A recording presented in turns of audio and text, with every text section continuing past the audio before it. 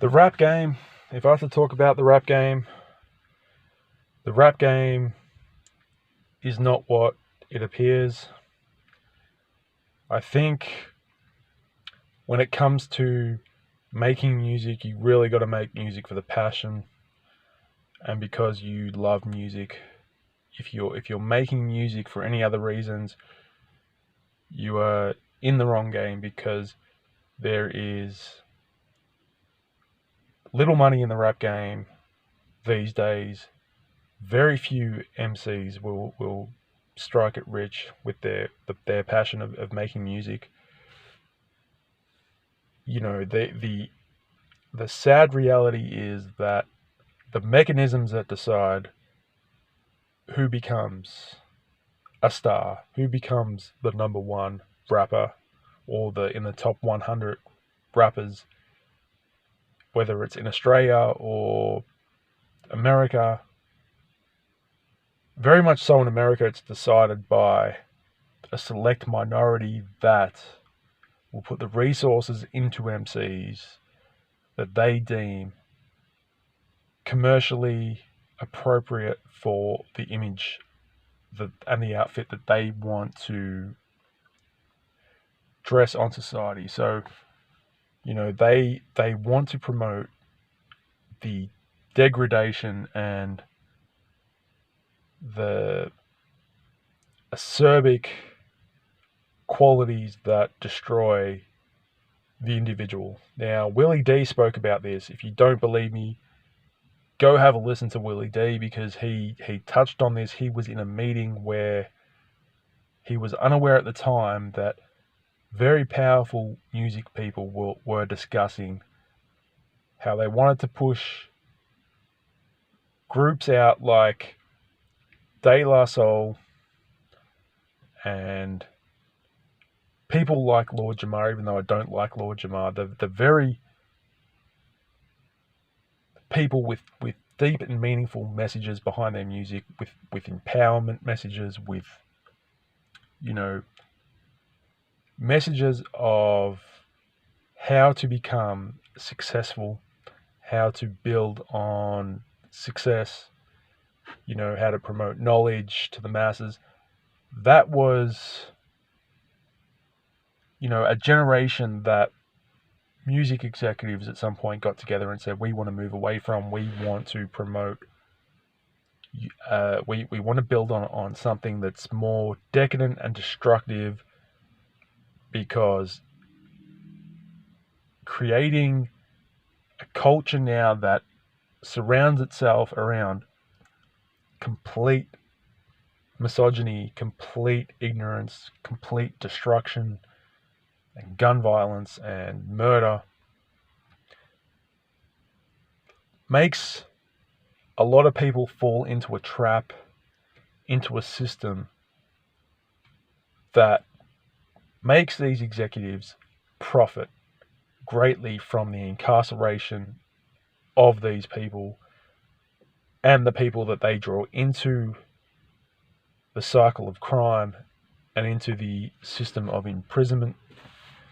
A lot of these executives have shares in the prison system. That's a known fact. You can investigate this yourself. It's no conspiracy theory. It was proven many years ago. These powerful executives are making huge profits off people's misfortune, people's ignorance, people's self-destructive ways. And what better way to draw more people into this self-destructive cycle than through music? And now we have an ignorant generation. And as much as I don't like Lord Jamar, he has a point when he talks about how, you know, there's the very acerbic nature of these people in the music industry that have created the environment that nurtures self-destruction and self-destructive ways with music. That's unfortunate. The rap game is in a state of disarray. We're losing rappers. Every month now you're hearing about another rapper that was taken. You know, Little Yace was just the latest one. And this won't end anytime soon. You know, how many old school rappers do you see get taken out? None, because, you know, they come from a different generation of intellect. This young generation is getting lost in a system that was created to get them lost and to destroy them and to destroy a whole generation. And it's all down to the greed of individuals, select minorities that control the music game. And that just brings me back to the start of what I was talking about, that if you want to make it in this rap game, well, in America, it's very hard. If you fall into the criteria that these select elites are looking for, then yes, you will make it in the rap game. If you're bringing money into the fold, and you're promoting a dangerous lifestyle, then you're gonna succeed if you have the numbers behind you. And those numbers aren't, we're not talking about like a fan base. We're talking about a gang of maybe 100 or 200, and a lot of these musicians, they're not really musicians now. The most talented people are starving. They're trying to get gigs. They're trying to make money off their art form, and they can't. Very few. I'm not saying that happens to all of them, but some of them make it through the cracks because the demand for their music is just so out there that that the industry can't put a lid on it.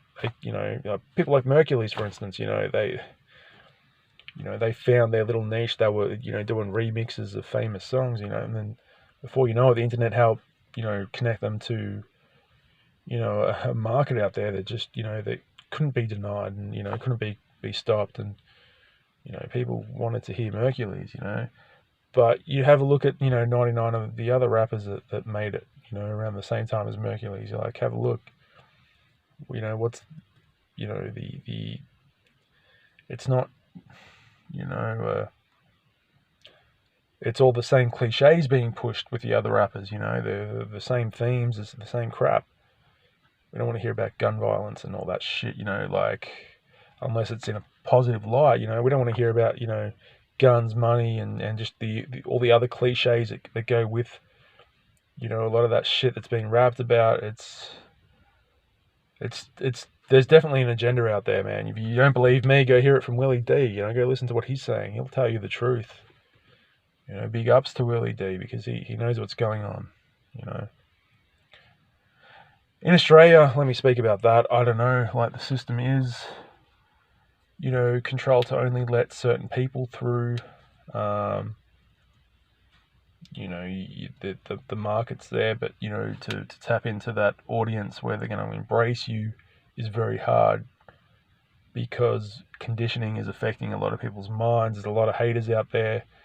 In Australia, people can't make up their mind about who's hot, who's not, and so many haters in the Aussie rap scene that it doesn't make this music scene enjoyable at all. I can tell you, people are so stupid. They either love you or hate you.